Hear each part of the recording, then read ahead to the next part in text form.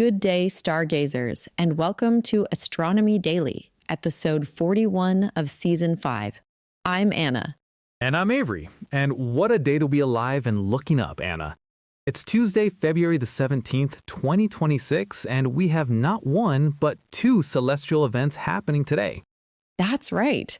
The sun is about to be turned into a ring of fire over Antarctica, and a comet that may never return is making its closest pass to Earth as we speak. Plus, we've got JWST solving an identity crisis for some massive exoplanets, NASA doing CT scans on the northern lights, and a startup that wants to fuel rockets with water. And a preview of why 2026 might just be the greatest year of eclipses in a generation. Let's not waste a single second. Let's dive right in. So, Avery, we've been building up to this for weeks, and today is finally the day. Right now, as many of our listeners are tuning in, an annular solar eclipse is tracing its path across Antarctica. And I know some of our listeners might be thinking, didn't we just cover this? And yes, we've talked about it in recent episodes. But today is the day, and there's something truly special happening down at the bottom of the world. Let's recap the essentials. An annular eclipse happens when the moon passes directly between the Earth and the sun. But because the moon is at a more distant point in its orbit, it doesn't completely cover the sun's disk. Instead, you get this breathtaking ring of brilliant sunlight surrounding the dark silhouette of the moon. The Ring of Fire, and today's ring will last up to 2 minutes and 20 seconds for anyone lucky enough to be standing in the path of annularity. At the moment of greatest eclipse, which occurs at 12:12 UTC, the moon will cover approximately 96% of the sun's surface.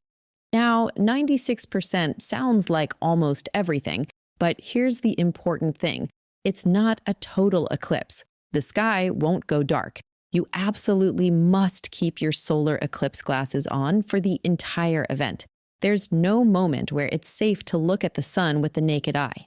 The path of annularity itself is actually quite wide for eclipse standards, about 616 kilometers across. But it's crossing some of the most remote territory on Earth. We're talking about the Antarctic mainland and the surrounding Southern Ocean. So realistically, the only people seeing the full Ring of Fire today are researchers at a handful of Antarctic stations. However, the partial phases of the eclipse are visible from a much wider area. Observers in southern Argentina, southern Chile, southeastern Africa, Madagascar, and Mauritius will all see the moon take a bite out of the sun to varying degrees. And here's something that I think really elevates today's event. This eclipse kicks off the first eclipse season of 2026. Eclipse seasons are these brief windows, typically about 34 days long, when the geometry of the sun, earth, and moon aligns just right for eclipses to occur. And they usually come in pairs. Exactly. So less than 2 weeks from now, on March the 3rd, we get a total lunar eclipse, a blood moon, visible from North America. And that's just the beginning for 2026, which we'll come back to later in the show. For anyone wanting to follow along today, there are several live streams available, and we'll have links in our show notes. Even if you can't see it from where you are, this is a wonderful moment to appreciate the clockwork precision of our solar system.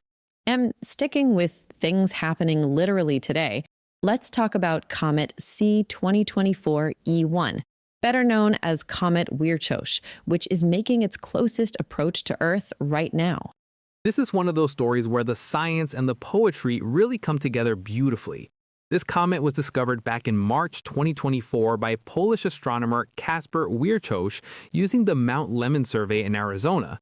And today it passes within about 151 million kilometers from Earth, roughly the same distance as Earth is from the sun. So it's not exactly a close shave, but it's still a significant astronomical moment. What makes this comet truly special is that it's on a hyperbolic orbit. For our listeners who aren't familiar with that term, it means the comet's trajectory isn't a closed loop. It's not coming back. Ever. Or at least not for over 200,000 years, and even that's optimistic. Scientists believe it originated in the Oort cloud, that vast icy shell at the outer edges of our solar system. and it's now getting a gravitational slingshot that will send it out into interstellar space. This is genuinely a once-in-a-civilization event. NASA's astronomy picture of the day featured Comet Wersoche today with a 30-minute exposure taken from Chile, showing a gorgeous 5-degree long ion tail and 3 separate dust tails. The comet also has a vivid green coma, which scientists believe is linked to carbon-bearing compounds, likely diatomic carbon, fluorescing under ultraviolet sunlight. The James Webb Telescope actually observed this comet last year when it was still far out at about 7 astronomical units from the Sun. They found its activity is primarily driven by carbon dioxide rather than carbon monoxide, which is interesting because it suggests the comet may have lost its near-surface CO early in its evolution. Now, in terms of actually seeing it, at magnitude 7.8 to 8.2, you're going to need binoculars at minimum, ideally a small telescope. It's currently in the constellation Sculptor, quite low in the southwestern sky after sunset. Southern Hemisphere observers have the far better view today. Northern Hemisphere observers don't despair. Over the coming days, the comet will climb a bit higher, and by around February 23rd, it should be a more accessible target as it passes near some galaxies in Cetus. But it will be fading by then. If you can get out tonight with some optics, it's worth the effort. You're quite literally saying goodbye to something the human race will never see again. All right, let's travel 133 light years away to the constellation Pegasus, where the James Webb Telescope has just settled one of exoplanet science's most persistent mysteries. And the key to solving it? Hydrogen sulfide, the molecule that gives rotten eggs their delightful aroma. Published in Nature Astronomy, a team from UCLA and UC San Diego used JWST to study HR 8799 system, which hosts 4 enormous gas giant planets, each between 5 and 10 times the mass of Jupiter. Now, these planets have been known since 2008, and they're actually directly visible through telescopes, which is remarkable in itself. Most exoplanets are detected indirectly, but because they're so massive and because they're so far from their star, between 15 and 70 times Earth's distance from the Sun, scientists have long debated if they're truly planets or something else entirely. Specifically, are they planets or brown dwarfs? Brown dwarfs are sometimes called failed stars, objects that form through gravitational collapse of a gas cloud, like a star, but never got massive enough to sustain hydrogen fusion. The traditional mass boundary is around 13 Jupiter masses, but that's a bit arbitrary. What really matters is how they formed. Did they form like planets through core accretion, building up a solid core from dust and rock that then attracted gas? Or did they form like stars through the rapid collapse of a dense pocket of gas? And this is where the rotten eggs come in. The team detected hydrogen sulfide in the atmospheres of these 3 worlds, HR 8799c, D, and E. Now, why is sulfur the key? Because at the vast distances these planets orbit their star, sulfur can only exist in solid form within the protoplanetary disk. It cannot be in the gas phase. So if there's sulfur in these planets' atmospheres, it had to have been gobbled up as solid material during the planet's formation. That's the smoking gun for core accretion. These worlds, massive as they are, formed the same way Jupiter did, just on a much grander scale. Previous studies looking at carbon and oxygen couldn't distinguish between the 2 formation pathways because those elements can come from either gas or solids. The researchers also found that these planets are enriched in heavy elements compared to their host star by factors of roughly 2 to 9 times. They estimate the 4 planets together contain around 600 Earth masses of heavy material. That's an extraordinary amount of solid material. And this raises a really fascinating question. How big can a planet get? If objects 10 times Jupiter's mass can form through core accretion, where exactly is the line between the biggest planets and the smallest brown dwarfs? Lead researcher Jerry Swan from UCLA put it beautifully. He said the technique they use to separate the light from these incredibly faint planets, 10,000 times fainter than their star, will eventually be applicable to studying Earth-like worlds. He said finding an Earth analog is the holy grail, and we might be 20 to 30 years away from getting the first spectrum of an Earth-like planet and searching for biosignatures. The future of exoplanet science built on the foundation of smelly gas. Who would have thought? Staying closer to home now, well, relatively speaking, NASA launched 2 groundbreaking sounding rocket missions from Alaska earlier this month, and the results are already exciting the science community. These launched from the Poker Flat Research Range near Fairbanks, and they had 2 of the best mission acronyms I've ever encountered. The first is BADASS, the Black and Diffuse Auroral Science Surveyor. And yes, that's the real name. Launched February 9th, BADASS reached an altitude of about 360 kilometers and was specifically designed to study a phenomenon called black auroras. These are these strange dark structures that appear as gaps or voids drifting within the brighter diffuse aurora, like someone has taken an eraser to parts of the northern lights. What's happening physically is that electrons, instead of streaming down into Earth's atmosphere the way they do in normal auroras, are shooting upward into space. Scientists don't fully understand why this reversal happens, and BADASS was designed to gather data on exactly that. Then, on February 10th, NASA launched the GNEISS mission. That's the Geophysical Non-Equilibrium Ionosphere Science System. This one used 2 rockets launched just 30 seconds apart, flying side by side through the same aurora along different slices. And here's the clever bit. Each rocket ejected 4 sub-payloads, giving them multiple measurement points inside the aurora simultaneously. The rockets also sent radio signals through the surrounding plasma to a network of 11 ground receivers. The way the plasma altered those radio waves allowed scientists to map the plasma density, revealing where electrical currents can flow. Principal investigator Christina Lynch from Dartmouth College described it as essentially doing a CT scan of the plasma beneath the aurora. In the same way a medical CT scan uses X-rays passing through different body tissues to reconstruct the 3D image, NEISS uses radio waves passing through auroral plasma to reconstruct the electrical environment in 3 dimensions. Both missions reported that all instruments performed as expected and returned high-quality data. This is particularly satisfying for the BADASS team because the same mission was on the launch pad at Poker Flat last year, but the required auroral conditions never materialized before the launch window closed. Understanding how auroral currents work isn't just pure physics. Those currents shape how energy from space spreads through Earth's upper atmosphere. Where the current fans out, the atmosphere heats up, which can affect satellite drag, GPS accuracy, and radio communications.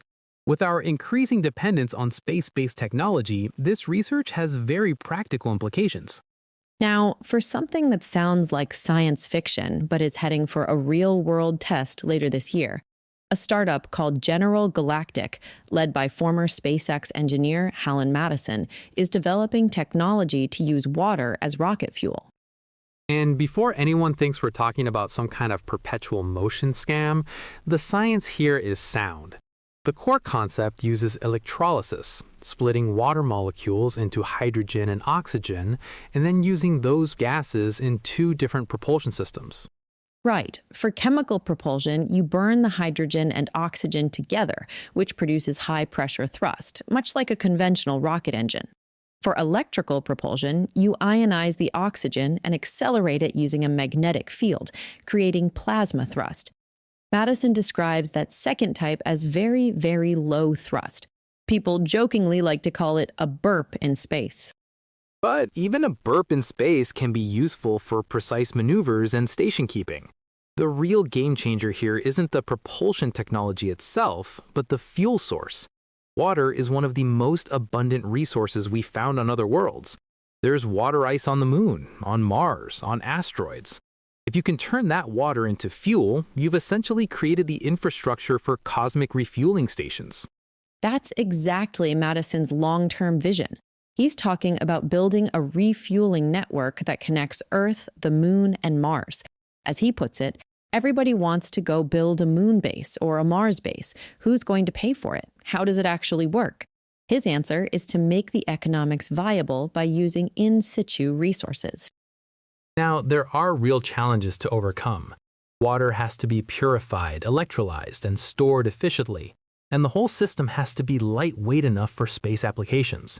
There's also concerns about ionized oxygen potentially affecting satellite electronics, but the team is pushing ahead with a proof of concept. And that proof of concept is coming soon.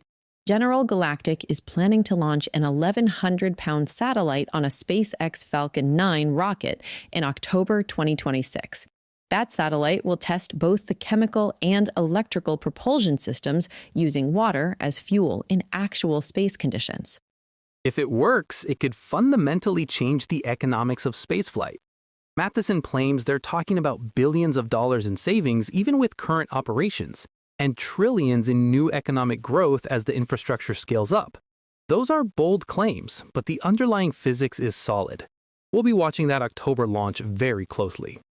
So we open the show with today's annular eclipse, and we mentioned that it kicks off an eclipse season. But I think it's worth zooming out and looking at the bigger picture, because 2026 is shaping up to be an absolutely extraordinary year for eclipses. It really is. So let's run through what's coming. First up, as we mentioned, on March the 3rd, we get a total lunar eclipse. That's a blood moon, and it will be visible across North America, which is fantastic news for our listeners in that part of the world. Then we get to August 12th, and this is the big one. A total solar eclipse, not annular, but total, with its path of totality crossing the Arctic, Greenland, Iceland, and Spain. And observers across much of Western Europe and North America will see a partial eclipse. For anyone in the UK, this is particularly exciting. The BBC Sky at Night magazine and the Royal Observatory Greenwich are both flagging this as the best solar eclipse visible from the UK since 1999. Viewers in London will see the moon touch the edge of the sun's disk at 6:17 p.m. BST. And it doesn't stop there. The astronomical community is talking about a genuine golden age of eclipses beginning right now. Between 2026 and 2028, we're looking at 3 total solar eclipses and 3 ring of fire eclipses in just 3 years. That's an extraordinary run. So if today's Antarctic Ring of Fire has you feeling a bit left out because you couldn't see it, don't worry, there is so much more to come. Start planning now for August 12th and make sure you're subscribed to Astronomy Daily because we'll be covering every single one of these events. This is going to be an epic year for eclipse chasers. And that brings us to the end of another packed edition of Astronomy Daily. What a day, Anna. An eclipse, a comet farewell, rotten eggs solving planetary mysteries, CT scans of auroras, water-powered rockets, and a golden age of eclipses beginning right now. If you enjoyed today's episode, please do subscribe wherever you get your podcasts. Leave us a rating and a review, and share us with anyone you know who loves looking up. You can find us at astronomydaily.io, on YouTube, and across all social media platforms at Astro Daily Pod. And don't forget, we're part of the Bytes.com podcast network, where you'll find plenty of other great shows to keep you entertained and informed. Until next time, keep your eyes on the skies. Clear skies, everyone.